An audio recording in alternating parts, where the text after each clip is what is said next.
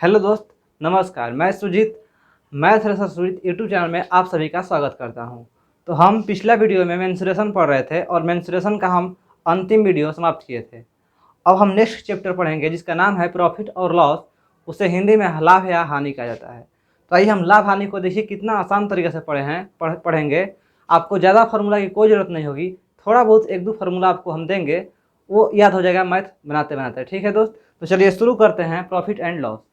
तो profit and loss में पहले आप क्वेश्चन देख लीजिए। हमारा शुरुआत में क्वेश्चन का मुलाकात कैसा कैसा रहेगा वो आपको स्क्रीन पर दिख रहा होगा, और स्क्रीन पे दिख रहा होगा। चलिए आशा करते हैं कि आप स्क्रीन पे देख लिए होंगे।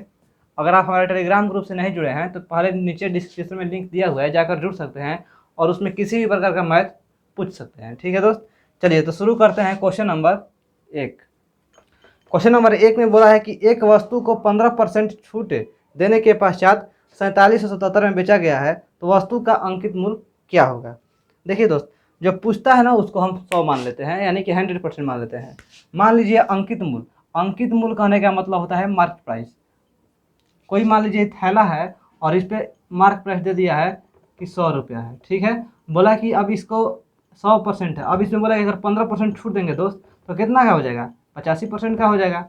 15% छूट देंगे तो 85% का हो जाएगा। तो बस वहीं इसमें करना है। पहले देखिए मार्क प्राइस हम 100% मान लेते हैं, 100% मान लीजिए। अब दोस्त बोला है कि छूट जो है ना, छूट देने के पश्चात वो झोला जो है 4777 में होता है। यानी जब दोस्त छूट जो है 15% दे देता है, तो बताइए 100 का 15% कितना होगा। तो बोलेगा सर 100 का 15% 15 होगा, यानी कि 15% छूट दे दिया, यानी कि अब इसका दाम कितना हो जाएगा, 100 माइनस 15 इक्वल टू 85%। और यही 85% का जो मान दे दिया पश्चात 4777 में बेचा गया। अब इसी को कितना बेचा गया है, 4777 में बेचा गया है। ठीक है दोस्त, पहले दोस्त हमारा मार्क प्राइस था 100 रुपया, बोला कि इसको 15% छूट दे दिए थे, यानी कि 85% का मान 4777 रुपया हो गया। तो इसलिए हमारा मार्क प्राइस यानी कि अंकित मूल्य बराबर, तो इसलिए 100 बराबर यानी कि 100% बराबर। तो दोस्त क्या करेंगे, 4777 भागा 85 गुने 100। ठीक है दोस्त, तो यहाँ से देखिए करेंगे 25 20 मर्द में, और ये हमारा जाएगा 17 मर्द में। ठीक है, 17 मर्द में 17 दूनी के 34। अब दोस्त हम इसको भाग देंगे तो कितना से कटेगा हमारा, देखते हैं भाग देकर। 4777 4777 में 37 से भाग 17 से भाग देना है ना। 17 दूनी के 34, 7 में से 4 गया 3 और 4 में से 3 गया 1। 17 5 85, 17 में से 17 36 से 17 36 से 136, 7 में से 6 गया 1, 17 से 1 मर्द में, यानी कि 281 आया दोस्त। अगर हम इसको पूरा से भाग देंगे तो हमारा 281 आता है। और 281 गुने 20, 2 के 2, 8 दूनी के 16 और 2 दूनी 4 1 5, 5620 जो हमारा दोस्त हो जाएगा, ये हमारा अंकित मूल्य हो जाएगा। 5620 रुपया अंकित मूल्य हो जाएगा। चलिए नेक्स्ट क्वेश्चन करते हैं। Question number 2। क्वेश्चन नंबर दूसरा में बोला है कि मनीष ने 225 रुपये प्रति किताब की दर से किताब खरीदा तथा 162 रुपये प्रति किताब की दर से उन्हें बेच दिया, तो 7 किताब बेचने पर हानि क्या होगी। ठीक है दोस्त, देखिए मनीष जो है एक ही किताब जो है 225 रुपये में खरीदता है और उसे 162 रुपया उस किताब को बेच देता है। यानी कि दोस्त वो एक किताब 225 में खरीदता है, यानी एक किताब 225 में खरीदता है और बेच देता है। कहने का मतलब एसपी, सेलिंग प्राइस इंग्लिश में कहते हैं। ये हो गया हमारा क्रय मूल्य, जो खरीदता है 225 रुपये में और बेचता है 162 रुपये में। तो बोला कि इसका हानि, वो हानि कितना पूछ रहा है, 7 किताब पर पूछ रहा है। ठीक है, तो बताइए दोस्त, सेलिंग प्राइस एक किताब का दाम 225 रुपया, तो 7 किताब का दाम तो 225 गुने 7 रुपया, यही ना होगा। अब बेचता है 7 किताब कितना को, तो एक किताब बेचता है 162 रुपया को, तो 7 किताब बेचेगा जितना होगा। ठीक है, तो हानि बराबर क्या होता है दोस्त, हानि होगा ही होगा, क्योंकि 225 में खरीदता है 162 में बेचता है, तो उसका हानि ना होगा। थोड़े ना ज़्यादा दाम में बेच रहा है, ज़्यादा दाम में बेचता तो लाभ हो जाता। हानि बराबर हमारा होता है CP minus SP। Selling price मतलब क्रय मूल्य माइनस विक्रय मूल्य होता है, क्योंकि इतना में बेचा, इतना में खरीदा और इतना में बेचा। तो CP माइनस SP जब हम करेंगे तो यानी कि हमारा हो जाएगा 225 गुने 7 माइनस 162 गुने 7। दोस्त अगर चाहते तो हम यहाँ भी गुना कर सकते थे, लेकिन हमको लगता है ना कि अगर हम ऐसे कॉमन लेंगे 7 7, देखिए इसमें कॉमन हो जाएगा, 7 7 हो जाएगा कॉमन, तो थोड़ा सा घटा कर गुना करने में हमको आसान पड़ेगा, इसलिए हम इस तरह से किए। ठीक है, चलिए 225 गुने 7, पहले हम इसको 7 बाहर निकालते हैं, तो ये हमारा हो जाएगा दोस्त 225 माइनस 162। 225 माइनस 162, 7 कॉमन लेकर बाहर निकाल दिए, तो हमारा हो गया 225 और माइनस 162। अब दोस्त देखिए, यहाँ से हम इसको इधर ले आते हैं, तो 7 का 7 हो जाएगा, और इसको में से इसमें से इसको हटाएंगे तो 5 में से 2 गया हमारा 3, और 12 में से 6 गया 6, और ये 1 में से 1 गया 0, यानी कि 63 गुने 7 जो हो जाएगा 7 तरीके 21, 7 42 2 44, 441 रुपये जो हो जाएगा हमारा, ये हानि हो जाएगा, 441 रुपया हानि हो जाएगा। ठीक है दोस्त, आपको समझ में आया। और तीसरा करते हैं, 3 नंबर में देखिए, 3 नंबर में बोला है कि यदि एक वस्तु का क्रय मूल्य 250 रुपया है तथा 20% है तथा लाभ 20% है, तो वस्तु का विक्रय मूल्य क्या होगा। देखिए दोस्त, एक दुकानदार जो है मान लीजिए 250 रुपये में सामान खरीदता है, यानी कि CP हो गया हमारा 250 रुपया, और इस 250 को 20% लाभ कमाना चाहता है, 20% लाभ कमाना चाहता है, तो वो कितना में बेचेगा, कहने का मतलब यही हो गया। तो दोस्त 250 रुपया लाभ कमाता, 250 रुपया है उसका खरीदा हुआ, और इसमें 20% लाभ कमाना चाहता है, यानी कि 120/100, 20% लाभ करने का मतलब 250 गुना 120/100 हो जाएगा।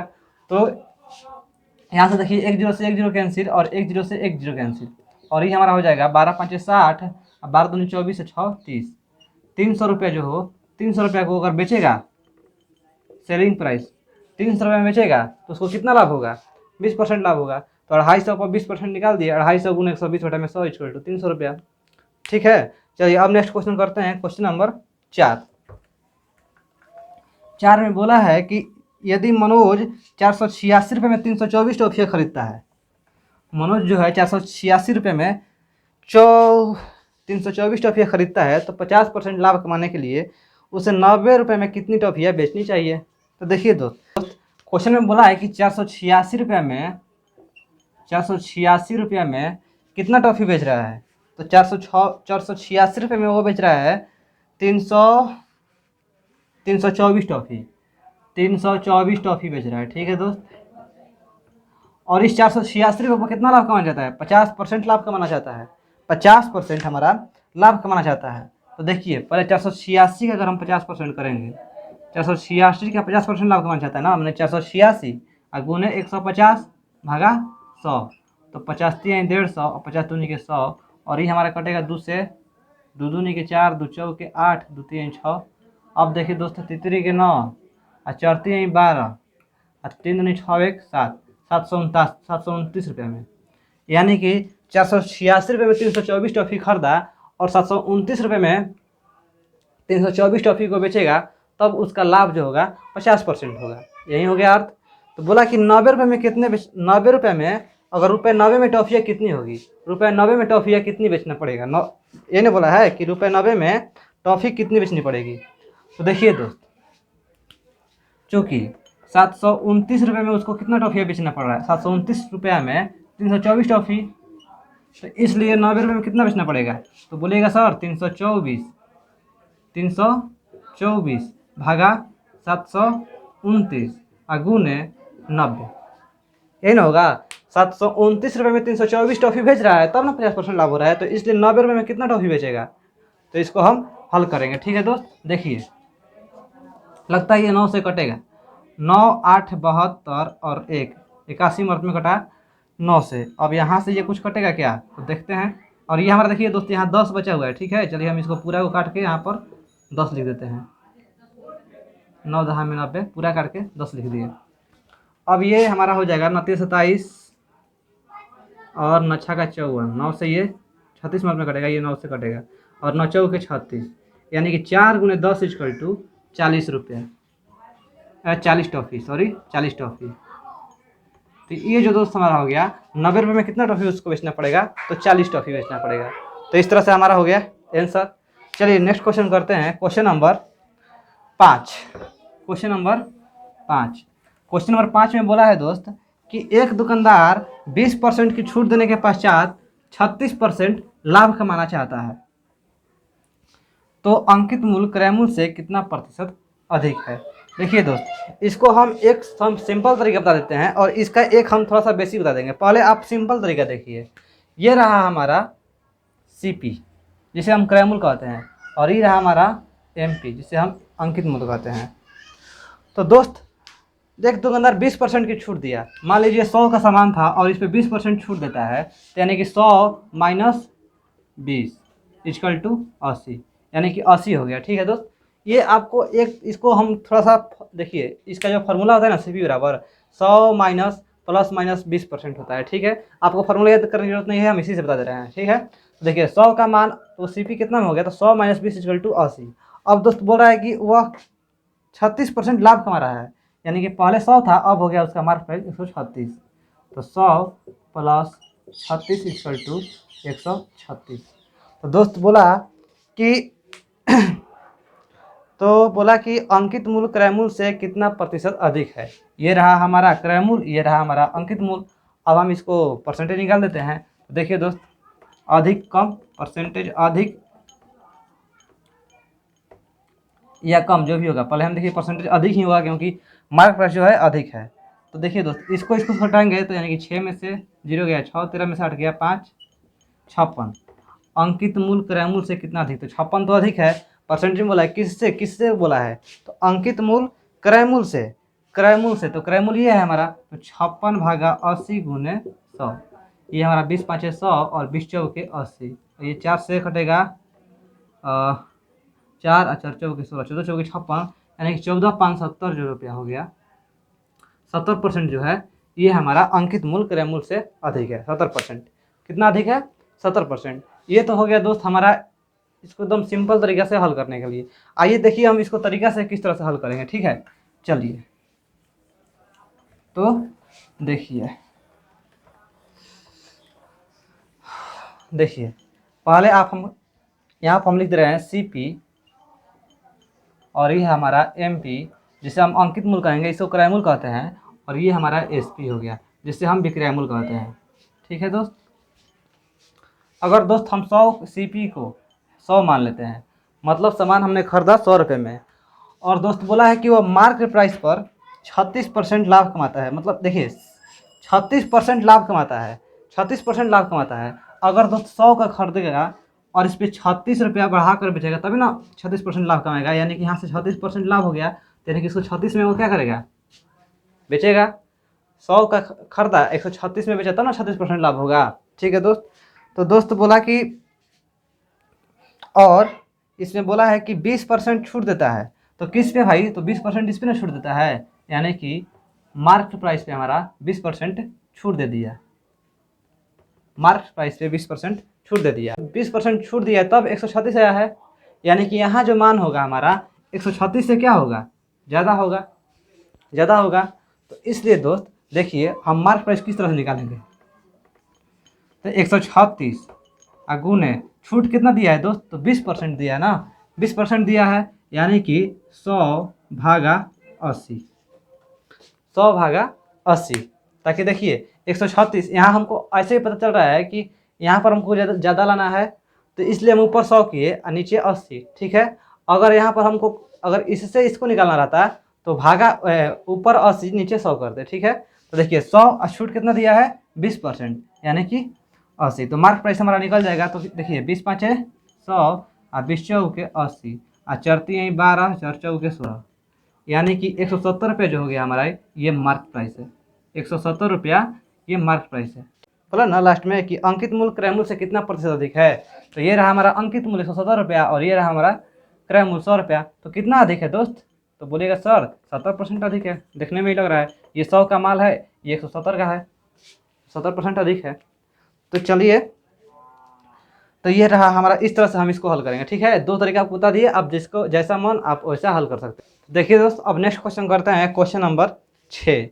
क्वेश्चन नंबर 6 में बोला है कि यदि एक वस्तु का क्रय मूल्य उस वस्तु के विक्रय मूल्य से 30% कम है, तो लाभ प्रतिशत क्या होगा। देखिए दोस्त, इसलिए आपको परसेंटेज पर निकाल रहे हैं। अगर फार्मूला से निकालेंगे ना तो बहुत सारा फार्मूला याद करना पड़ेगा।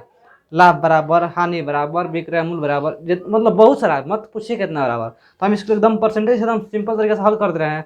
फार्मूला हमने कहीं लिखा है, वो तो होता है लाभ बराबर विक्रय मूल्य माइनस क्रय मूल्य, हानि बराबर क्रय मूल्य माइनस विक्रय मूल्य। तो अब देखिए, चलिए देखिए क्वेश्चन नंबर 6 में कैसे कैसे हल करेंगे। बोला कि वस्तु का क्रय मूल्य उस वस्तु के विक्रय मूल्य से 30% कम है, यानी कि वस्तु का विक्रय मूल्य और ये रहा हमारा क्रय मूल्य, ठीक है। वस्तु का क्रय मूल्य विक्रय मूल्य से 30% कम है, तो विक्रय मूल्य से, तो इसको दोस्तों मान लेते हैं 100%, और ये हो जाएगा क्रय मूल्य से 30%। सॉरी, एक वस्तु का क्रय मूल्य उस वस्तु के विक्रय मूल्य से 30% कम है, विक्रय मूल्य 100% है, तो क्रय मूल्य कितना हो जाएगा, इससे क्या कितना कम है, 30% कम है, तो यानी कि ये हमारा हो जाएगा 70%। तो बोला कि लाभ प्रतिशत कितना होगा। तो दोस्त लाभ परसेंट बराबर आप लोग जानते हैं, देखिए यही हमारा फॉर्मूला याद किया, लाभ परसेंट जानते हैं कि लाभ बटा क्रय मूल्य गुने 100 होता है। ये तो भाई बच्चा भी जानता है। तो लाभ कितना होगा, 100 में से 70 गया 30, और क्रय मूल्य कितना हो जाएगा, तो क्रय मूल्य हो जाएगा 100 और गुने 100, 100 से 100 कैंसिल, 30% जो हो जाएगा हमारा लाभ प्रतिशत हो जाएगा। यही हमारा हो जाएगा आंसर, 30% लाभ प्रतिशत आंसर हो जाएगा। ठीक है दोस्त, चलिए तो आज के लिए बस इतना ही रहते हैं। अब आगे क्वेश्चन करेंगे नेक्स्ट वीडियो में। ठीक है दोस्त, अगर आपको दिक्कत होगा तो आप कमेंट में जवाब दीजिएगा। Thank you.